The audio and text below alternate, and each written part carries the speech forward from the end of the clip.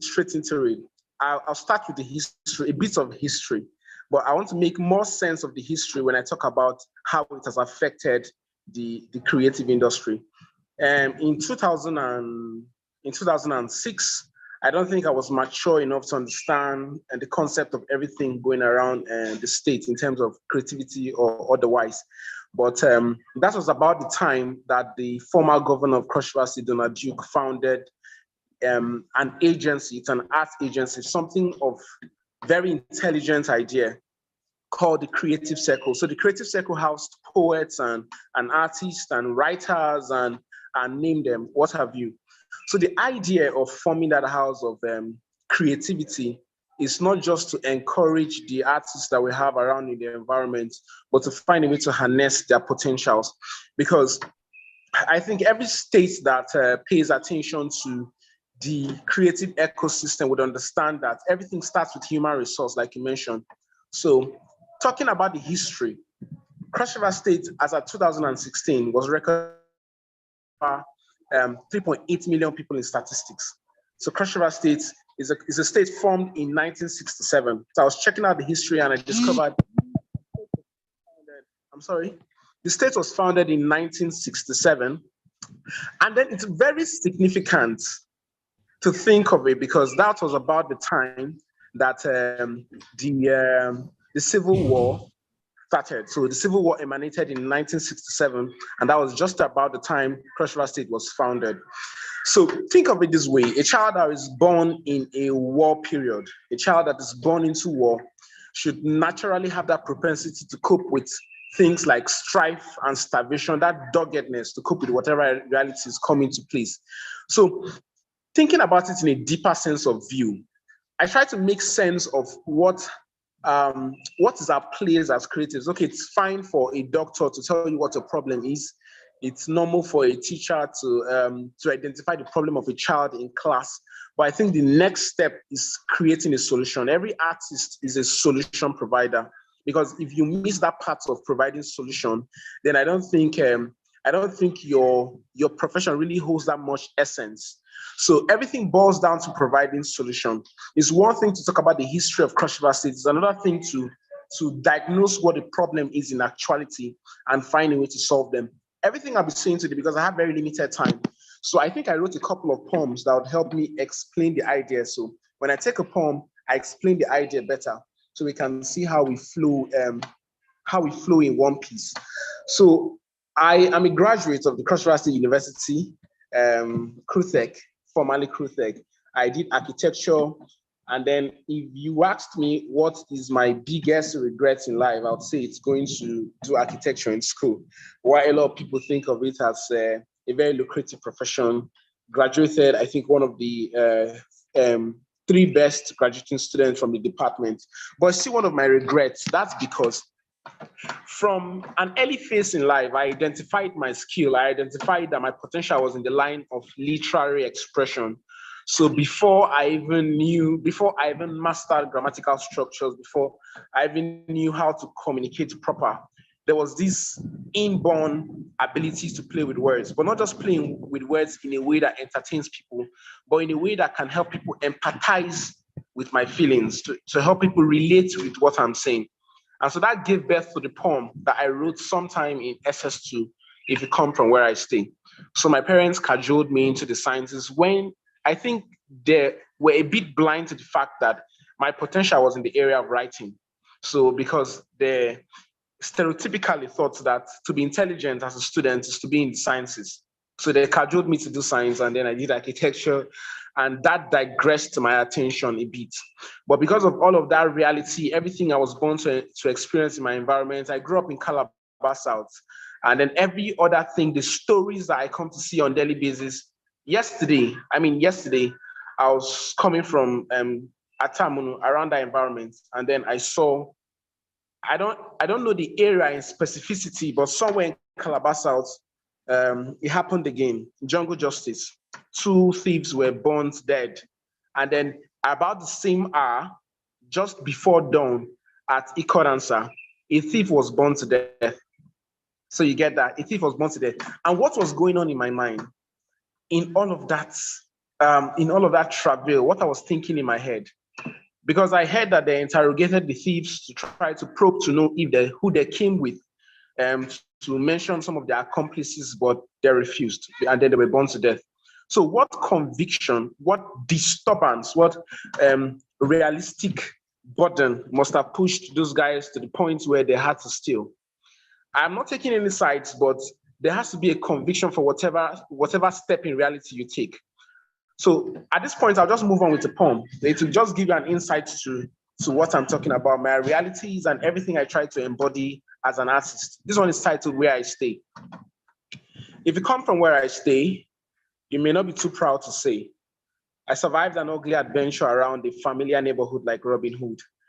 But this time, not a jungle, but a street full of kids with broken teeth, sliding down every corner of the road, wearing torn shorts with 2 holes. Leaving our time, everything was fine. And playing under the rain all day, pants or no pants was to us never a crime. If you come from where I stay, you might get used to a confused weather in mid-year and all the tragic events you'd meet here in an environment full of smokers and drunks, and probably catch us the kids at the backyard, occasionally experimenting with paper smoke to satisfy our childish curiosity with early immorality. If you come from where I stay, you get used to one square meal. That is, if by any chance you manage to find a shape like square in an economy broken with fluctuations and currency depreciations to a point where a cup of gari is regarded an asset or suffer severe hunger till sunset. If you come from where I schooled, you come out of college educated but indoctrinated into the same trend in society psychologically, finding no moral sense of direction and guide other than semesters of notes and assignments that in no way address the demand for a changing society. If you come from where I stay and worship God, you'll be forced to lay helpless in the bosom of religious terrorism and seek grace to survive in a race that is different from yours. And so those of us who wish to make friends only with Abubakar,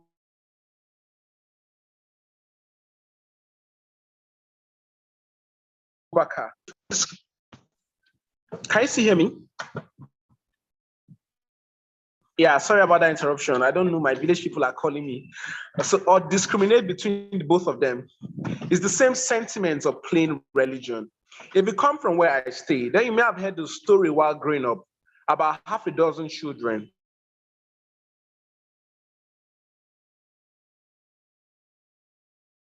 All girls born to low income. Can you hear me? Okay.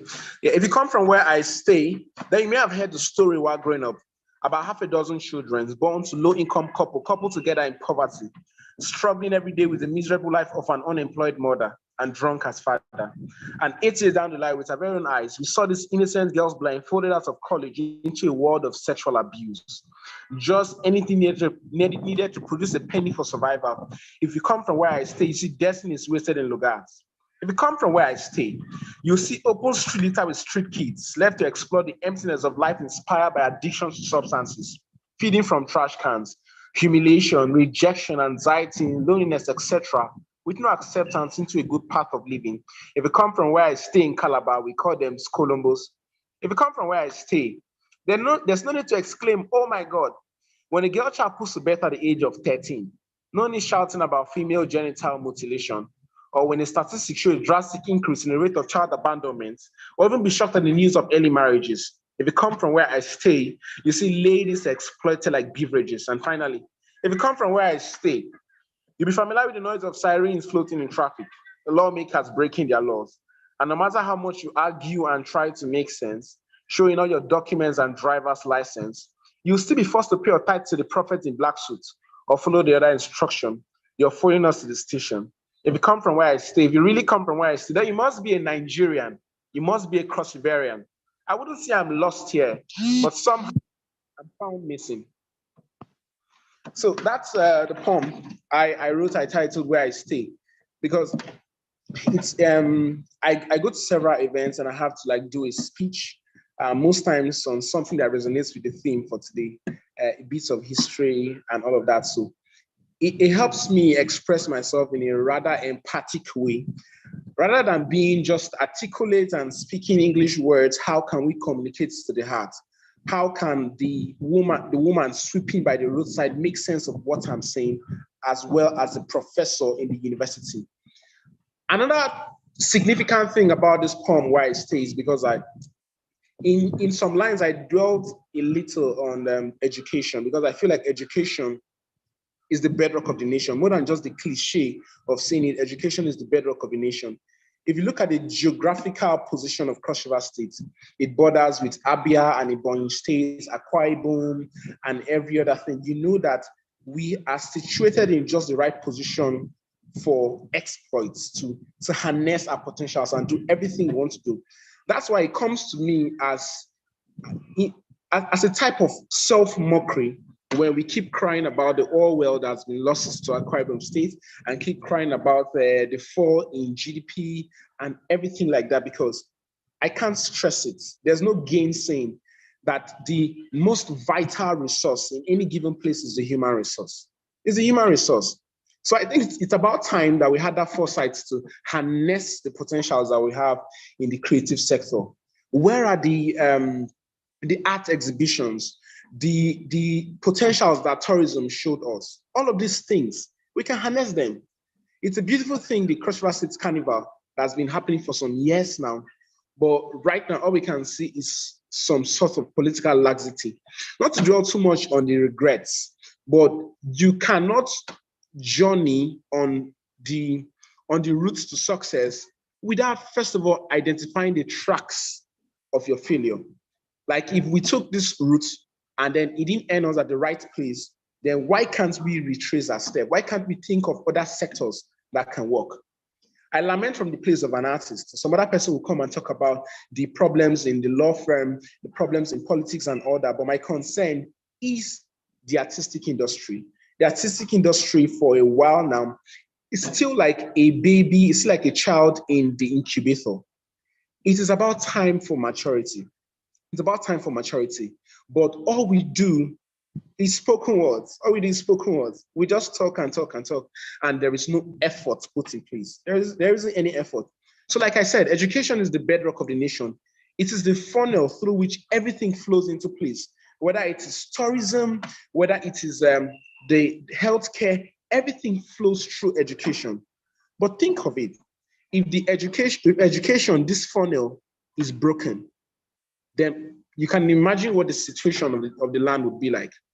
If the education of the poor child down the street is faulted, if the education of the child that is living in the upper sector of life is faulted, what will become of us?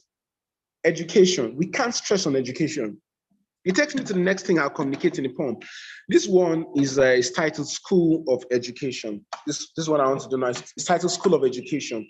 It just talks about if you look at the educational sector, not just in Cross River State, but in Nigeria, it is plagued by two crises. Number one, the resources to afford this education in the first place, the resources. And then number two, very fine, you've gotten the opportunity to sit in classroom, but the priorities is lost. The priority, like, what area of learning should you focus in? Instead of being distracted by some irrelevant things in the curriculum. Let me not explain so much because you grasp it in the poem. School of Education. I usually start this one if I'm performing to an audience that, so I like to engage with them. I tell them to start by singing the song we did in nursery school. Some have food they cannot eat. Some can eat but have no food. We have food and we can eat. Glory be to God. Amen. What is this you cook to mother education? Is it served? Can we afford it? Is it palatable enough? Is it enough to go around? There's a boy called Bimbo selling in traffic at Atimbo, chasing the trucks, jumping the lights, observing the colors of his feet, praying that the red light lasts long enough to draw as many naira from open windscreen, praying that the green light wouldn't beep on until his bucket is empty of ice cream. But beyond the light in traffic, he longed for a more significant light like his friends back in school. Deep down his mind are bags of gold only education can mine. In his palms lies the solution to the country's economic meltdown. but his chances of ever learning melts down daily with his ice cream. As he quenches the thirst of famished drivers, no one seems to notice. He's the thirstiest on the road for something his bucket doesn't hold. There's a girl carrying a child around Watts Market, yawning. She holds the solution to global warming. As we pass by today and deny her a token for food, let her destiny shrunken in illiteracy be our own food for thought. What is this you cooked mother education? Is it served? Are we even healthy for food? Because from nursery class, we stuffed our lunch boxes with tasteless curriculums. You ruined our taste bud with bitter experiences when you gave us a chew more than we could ever digest. Now, sometimes your breakfast was sufficient with calcium and ions. But what relevance has this chemistry class to a boy gifted with poetry, to a girl gifted with sports? Beyond my desk, Oliver twists his face for more than mathematics and French in one timetable, more than Islamic religion for a Christian in one class period. Oh, well, then we pray to Allah and Christ until our school sends us a counselor who came now not to guide our courses, but then to teach further maths. So sometimes your breakfasts are perfect, but coming where there is no desk to sit on, elaborate timetable, no table to settle until time runs out, and we learn nothing. But you know this modern education, that if you take a perfect meal into a hotel room, it becomes prison food. If you take passionate education into a poorly facilitated classroom, it becomes a prison yard. What value then is ground knowledge if we do not know our flaws? What use is the Pythagoras theorem if we cannot find a future? At what angle is this future with academics so inclined to politics? What use is it if our projectiles and cosmic time aircrafts do not take our aspirations beyond the sky? And what good is the sky to us if we make it our limit? What use is a biology laboratory if the solution dies before the lab rats? And what use is the solution if, as a student who has the solution to provide, you need a known surname for your innovation to be made? But if you ever get the chance to talk like I'm doing today, tell the world that the solution to education is more than just talking. Tell the crossivarium that the solution to the economic and ecosystem is more than just spoken word poetry. You have to deal with doggedly digging down to the roots of the problem and solving it. Tell the lab technician to strive for precision. Your target must be sharper than syringes. If you are an artist, beyond just drawing beautiful damsels and flowers, why not draw us a picture of the vision? If you are a lab technician, strive for precision. If you are an engineer, use a plier that is out of the box. With good precaution, I assure you, your design will shock the world. Finally, they say nearly cannot kill a bird. I think you aim for a tiny animal. The same shot will hit the dragon. So keep aiming. So that's that one. You might be wondering where I am. I'm sat in a classroom, Housing Estate Secondary School. We came here for a project. So we're currently working on something, myself and a team of cinematographers, including Upper X, the Upper X Oppo Records, and then some other guys like that. So we are creating a series very soon. We'll be launching very soon. Something that is both comic and intellectual. Comic and intellectual. The idea is to talk about these problems. Like, I'm here for a rehearsal. So we're going to do a rehearsal here very shortly, because the series is focused on the school life, the life that the Nigerian students are subjected to at the secondary school level, the things they're exposed to, the things that make them either become a nuisance or a reasonable person in the society, the things that either make or mar their future. So it's both going to be comic and it's going to be intellectual. So anticipate people staring like Upper X and then myself, Jim Poet. So that's about it, because we have to come down to the roots of the problem. Education is the funnel through which everything flows out. If we ignore the immune system of a sick person, then that can be catastrophic. There is no way to solve the problem without looking first at the root of the problem. One of my favorite AOPs is MC the People. MC the People without flattery, sir. I listen to you most of the time, and then what I think the good thing about your type of communication is not just in the fluency of how you deliver your speeches or when you yarn your pigeon and all that, is that you have a heart that empathizes with the people, a heart that understands the direction to which this state is headed, a heart that understands the feeling of the market woman, the feeling of the woman sweeping on the road, the feeling of the professor in the university, and you communicate our plight. So I want to give you kudos for that. I don't know how many minutes I have left because I talk for a living. I just don't get tired of talking. How many minutes do I have left so I can wrap up everything?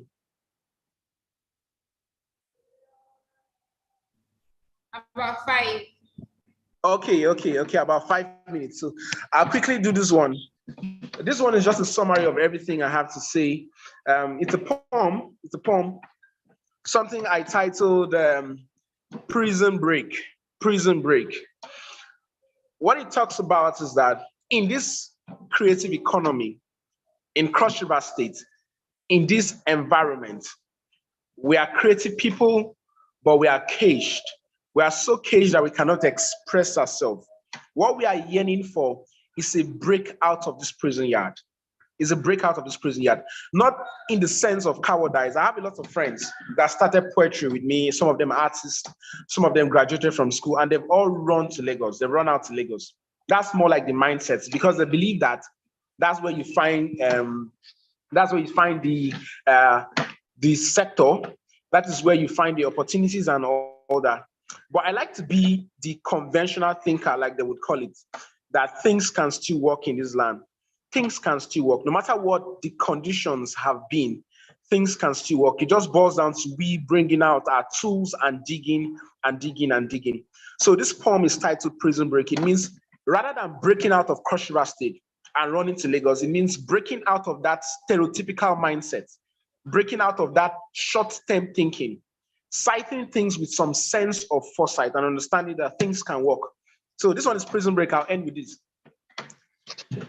My state has the largest penitentiary with strong rods and barbed wires.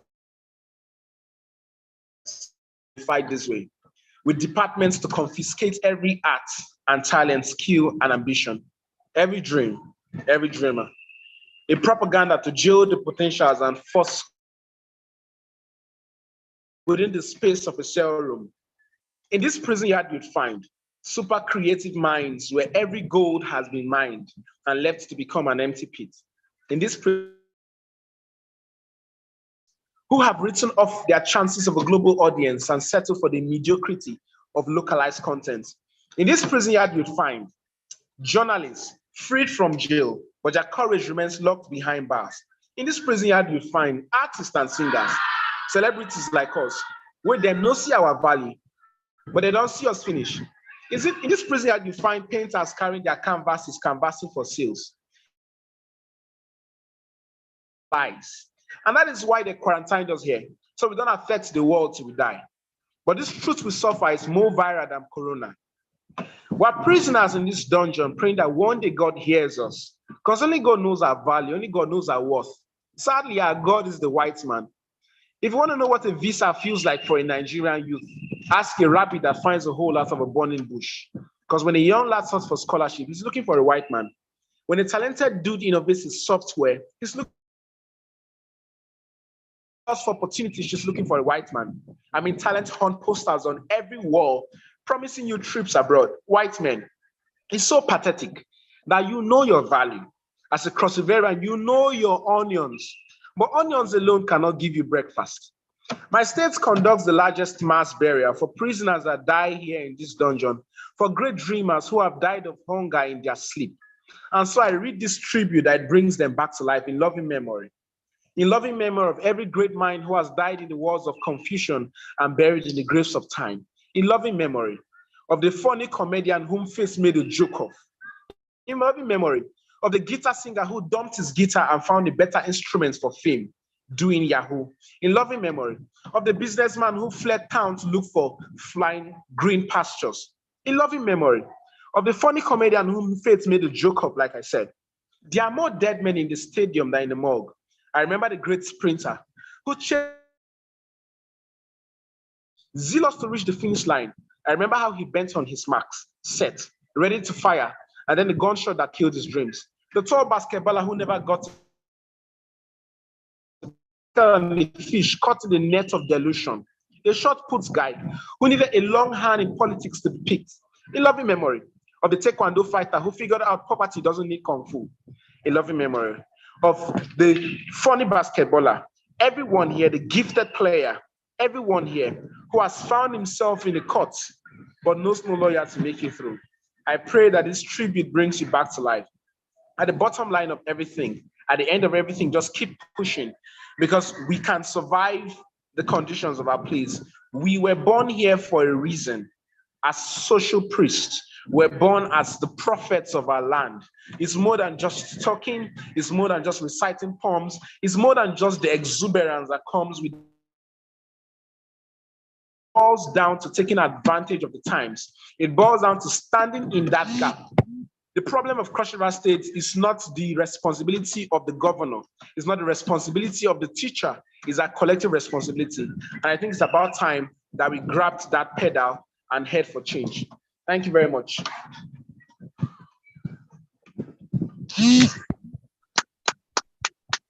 Wow. Thank you so much, Jim Adie. Thank you so much. Jim Adie is Calabar's finest, Cross River State's most talented spoken word artist. When it comes to the male gender, yes, I can beat my chest to that. Thank you so much for your delivery. And you mentioned something striking about education being the bedrock. I remember sometime earlier in this Buhari's regime, you know how we call it, the subject history was scrapped from, the educational curriculum, and there was a lot of, okay, I've seen some people have hands up. David Aiton, please, we'll give you the opportunity to speak. If you also would like to say something, please put your hands up as well. We'll also give you the opportunity to speak soonest. So yeah, the subject history was scrapped from the educational system, and there was a lot of row and questions about why that would happen, because truly, if you don't know where you were coming from, you can't actually tell where you were going to, or the direction would be very, very challenging. So I wish that we can, in the nearest future, we can also influence that this subject of history be brought back to our curriculum, so that this generation would understand the generations we have come from and the kind of legacies that they should leave for the next generation. If you're opportune to visit the museum here in Calabar, or the Marina Resort where you have the Slave Trade Museum, you will see lots of artistic works. I mean, paintings on the walls, sculpture, so many of those works that tells us the story of where we're coming from, what has been. And I mean, the freedom we now enjoy, I think it would be worthy to also, paint pictures, tell stories, give narratives about the freedom we're enjoying now, so that the next generations can also understand the trend of things. Thank you so much, Jim Adie, for sharing your thoughts on the history of Cross River State and how it affects creatives. I hope that from now on, many more creatives who are here can begin to set the path.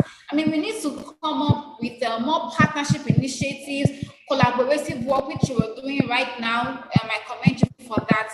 So please, let's take these lessons home and begin to put them to practice. The idea of TCRM Talks is to bring up creative and educative ideas that can contribute to the development of Cross River State. And I believe that this is one of those moments. So yeah, David, we would give you the time to talk. I can see your hand has been up for a while. Please go ahead and unmute your mic and speak. Okay, Jim Adie, your name is? Yes. Excellent. I am deeply impressed with your intellectual capability.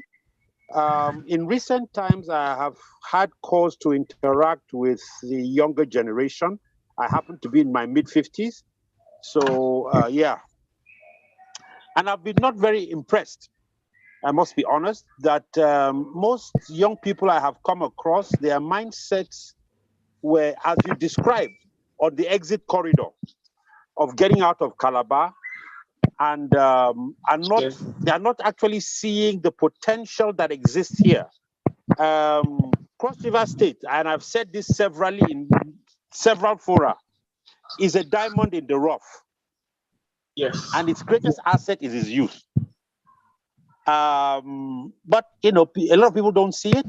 Unfortunately, the leadership, the political leadership in the state, which should have been able to harness this capability, has not really done what would have been expected of a man in his age grade. Yes. Because he has every reason to reflect and capture the sensibilities and the sensitivities of the next generation. But it didn't really happen that way. I am old enough. I don't know how old you are, but we remember 20 years ago when the carnival concept was developed and how Yes. that evolved and the economic activity that flowed at that season. The And impact was where we visible. are today. And where we are today. Now, I happen to be the deputy president of the Calabar Chamber of Commerce. And in the Calabar Chamber of Commerce, we very recently instituted the creation of what we call the young entrepreneurs, what they call it now? Why young entrepreneurs, okay? The Calabar Chamber of Commerce Young Entrepreneurs, where we are trying to galvanize young people who are productive in and are resident in the state. Okay. And we are looking to be able to provide some degree of mentorship and then also provide capacity building and then access to funding. Because it's one thing, a lot of people that talk about trying to get off the ground always are first talking about money as the challenge. But the truth of the matter is that money is not the challenge. If you have a very good idea, the truth of, I'm an entrepreneur, I've been an entrepreneur all my life, okay? If you have a good idea and you cannot sell that idea to somebody else to buy into the idea and put his money behind his mouth, then you don't have a good idea. You only think you have a good idea because every good idea will find the money that it needs. Every good idea will always find the money it needs. But you that is the birther of the idea, okay, you are the one that bring that idea to birth. You have, just like a mother invest 9 months of her life in carrying a baby and invest the rest of her life in nurturing that child and midwifing that child to maturity. Okay? You also, the birther of an idea, you have to do the same thing. Creation, okay, be it intellectual creation or be it natural creation, is the same process. And it has to be nurtured. It has to be carried. It has to be protected. You have to, it goes from being an embryo. The whole process of birth exists in every aspect of creativity. Okay, and a lot of people do not understand that you have to give the time. You have to invest in it. Now, I am so impressed, and I really, after this whole issue, I would really like to get in contact with you. I will ask the organizers of this whole program to put me in touch with you, because I do believe that within a very short space of time, your vision of Cross River State is realizable, and realizable not as a government project, but as the private sector driving for a new paradigm. Okay, the private sector driving for a new paradigm. And the truth of the matter is that every renaissance that has occurred starts out with the artists. Go back anywhere in history. Every new thinking, every new move, every renaissance, okay, starts out from the artistic segment, the sector. Okay, the arts, then the sciences, before it extends into productivity. because everything, like in creation, starts in the divine, in the invisible, the concept, the thinking, in the mind. Everything starts from there. And the first manifestation of that mind is the arts. And then it progresses from there. Okay, so I am so impressed. I am so deeply impressed. And I just needed to say that. I am so deeply impressed. And I definitely do believe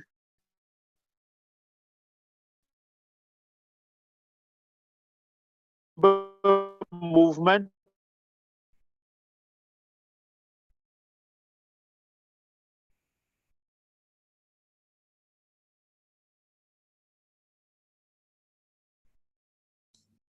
Yes, network has. Okay, and in a very, very short period of time, it will manage a timeline, I can say 24 months, is a component of that. Trade area agreement is the window.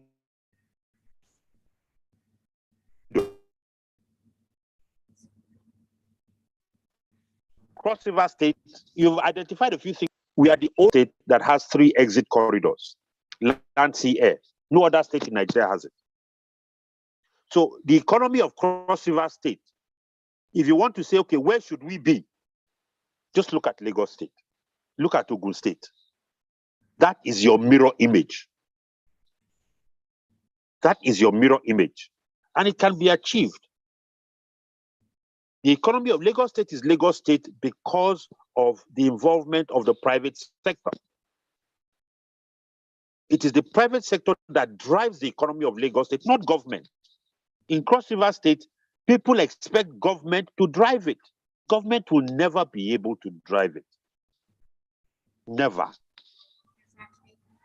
Okay, thank you very much. Thank you so much, sir. Thank you so much. And thanks for for following us up onto the TCRM Talks. I remember you were one of our panelists during the TCRM conversations on tourism. Yes, so thank you so much for being here with us and for your commendation and your proposal. So I'll definitely, I mean, this is the idea behind this whole initiative. We need to be able to start recognizing ourselves and knowing who can fit in where. Hence, we've had this talk today, and you're part of this. And there's this initiative ongoing with the Calabar Chamber of Commerce. I mean, we wouldn't have known if we didn't have this talks today. So I'm going to get Jim Adie connected with you, and then I'm sure we're going to bloom. Thank you so much. Thanks to everyone who have stayed through with us from forth up until now. TCRM Talks, like I mentioned earlier, is a platform, an initiative of the Cross River movement, where you can come on and share creative and educative ideas that can contribute to the development of Cross River State across all sectors. Okay, so whether you have an idea or an initiative that you want to express, I mean, this is TCRM to the world, right? This is a platform for you to achieve that. And these ideas are not limited to Cross Riverians. So whether you're a Cross Riverian or not, all you have to do is to send us an email that you would like to be part of this talk and you want to share your idea. We will give you the platform expressly to do so. And please, would like you to follow us on across our social media platforms, on Facebook as Cross River Move, on Instagram as crossriver.move. The links are on the chat, and on Twitter as Cross River Move as well. We're also live on YouTube as the Cross River Movement. And remember, the Cross River Movement is a non-governmental, non-partisan, and not-for-profit movement, not-for-profit reformative movement that is seeking to bring together Cross Riverians and lovers of Cross River State to create a platform for them to engage, to collaborate, and take actions that will create a brighter future for Cross River State. Thank you so much for being here with us. Our next virtual event will be TCRM Conversations on the 8th of May, next week, Sunday, and we will be talking about power issues. overcoming the power crisis in Cross River State. You all know what has been happening. I can't even express my negative experience in the past 1 month. It's been very frustrating. So let's come together and brainstorm on alternative solutions that we can put in place to address this situation. So this platform welcomes both private and public players. So please do well to stay tuned for next week. And yes, our next TCRM Talks would be on the 5th of June. It is once every month, every first Sunday from 4 p.m. to 5 p.m., just 1 hour. And we're going to be here, we'll enjoy ourselves and, you know, bring up ideas that we can use to harness, develop the state. Thank you so much and have a good night, Therese, and happy holidays too. Bye.